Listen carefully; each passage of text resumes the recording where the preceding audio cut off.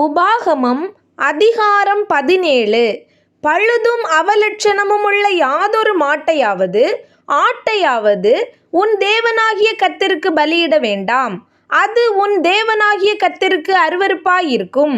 உன் தேவனாகிய கர்த்தரின் கண்களுக்கு முன்பாக எந்த புருஷனாவது ஸ்திரீயாவது உன் தேவனாகிய கர்த்தர் உனக்கு கொடுக்கிற வாசல்கள் ஒன்றில் அக்கிரமம் செய்து அவருடைய உடன்படிக்கையை மீறி நான் விலக்கியிருக்கிற வேறே தேவர்களையாவது சந்திர சூரியர் முதலான வான சேனைகளையாவது சேவித்து அவைகளை நமஸ்கரிக்கிறதாக காணப்பட்டால், அது உன் செவி கேட்க உனக்கு அறிவிக்கப்படும் போது நீ அதை நன்றாய் விசாரிக்க கடவாய். அது மெய் என்றும் அப்படிப்பட்ட அருவருப்பு இஸ்ரவேலில் நடந்தது நிச்சயம் என்றும் கண்டாயானால், அந்த அக்கிரமத்தை செய்த புருஷனையாவது ஸ்திரீயையாவது உன் வாசல்களுக்கு வெளியே கொண்டு போய் அப்படிப்பட்டவர்கள் சாகும்படி கல்லெறிய கடவாய். சாவுக்கு பாத்திரமானவன் 2-3 சாட்சிகளுடைய வாக்கினால் கொலை செய்யப்பட கடவன். ஒரே சாட்சியினுடைய வாக்கினால் அவன் கொலை செய்யப்படலாகாது. அவனை கொலை செய்கிறதற்கு சாட்சிகளுடைய கைகள் முந்தியும் எல்லா ஜனங்களுடைய கைகள் பிந்தியும் அவன் மேல் இருப்பதாக. இப்படியே தீமையை உன் நடுவிலிருந்து விலக்க கடவாய்.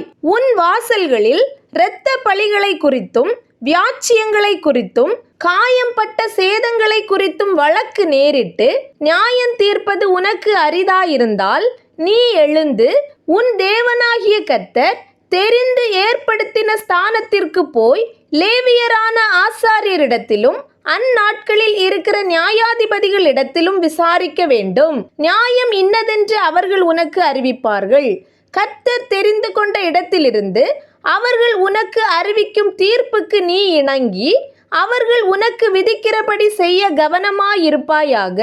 அவர்கள் உனக்கு அறிவிக்கும் தீர்ப்பை விட்டு வலது புறம் இடது புறம் சாயாமல் அவர்கள் உனக்கு உணர்த்தும் பிரமாணத்தின்படியும் உனக்கு சொல்லும் நியாய தீர்ப்பின்படியும் செய்ய கடவாய். அங்கே உன் தேவனாகிய கர்த்தருக்கு ஆராதனை செய்யும்படி நிற்கிற ஆசாரியனுடைய சொல்லையாகிலும் நியாயாதிபதியினுடைய சொல்லையாகிலும் கேளாமல் ஒருவன் இடும்பு செய்தால் அவன் சாக கடவன். இப்படியே தீமையை இஸ்ரவேலிலிருந்து விலக்க கடவாய். அப்பொழுது ஜனங்கள் எல்லாரும் அதை கேட்டு பயந்து இனி இடும்பு செய்யாதிருப்பார்கள். உன் தேவனாகிய கர்த்தர் உனக்கு கொடுக்கும் தேசத்தில் நீ போய் சேர்ந்து அதை சுதந்திரித்து கொண்டு அதில் குடியேறின பின், நீ என்னை சுற்றிலும் இருக்கிற சகல ஜாதிகளையும் போல நானும் எனக்கு ஒரு ராஜாவை ஏற்படுத்த வேண்டும் என்பாயானால், உன் தேவனாகிய கர்த்தர் தெரிந்து கொள்பவனையே உனக்கு ராஜாவாக வைக்க கடவாய்.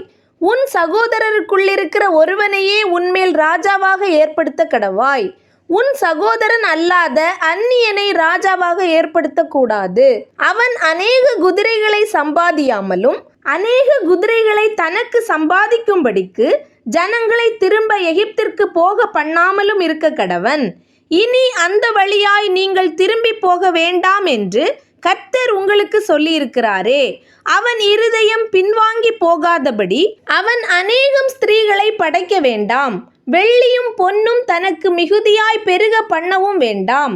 அவன் தன் சிங்காசனத்தின் மேல் வீற்றிருக்கும் போது அவனுடைய இருதயம் அவன் சகோதரர் பேரில் மேட்டிமை கொள்ளாமலும் கற்பனையை விட்டு வலதுபுறம் இடதுபுறம் சாயாமலும் இந்த நியாய பிரமாணத்தின் எல்லா வார்த்தைகளையும் இந்த கட்டளைகளையும் கைக்கொண்டு இவைகளின்படி செய்வதற்காக தன் தேவனாகிய கர்த்தருக்கு பயந்திருக்கும்படி கற்றுக்கொள்ளும் பொருட்டு அவன் லேவியராகிய ஆசாரியரிடத்தில் இருக்கிற நியாய பிரமாண நூலை பார்த்து தனக்காக ஒரு பிரதியை எழுதி தன்னிடத்தில் வைத்து கொண்டு தன் ஜீவனுள்ள நாளெல்லாம் அதை வாசிக்க கடவன். இப்படி செய்வதினால் தானும் தன் குமாரரும் இஸ்ரவேலின் நடுவே தங்கள் ராஜ்யத்திலே நீடித்து வாழுவார்கள்.